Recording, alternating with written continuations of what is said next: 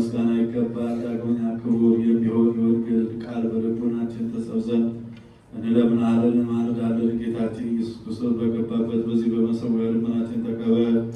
በእኛም በወገኖቻችንም ላይ ይቅርታና ቸርነትን ላክ። በአንድ ልጅ ለአንተ ምስጋና ቃሪነት ይገባልና ለዘላለሙ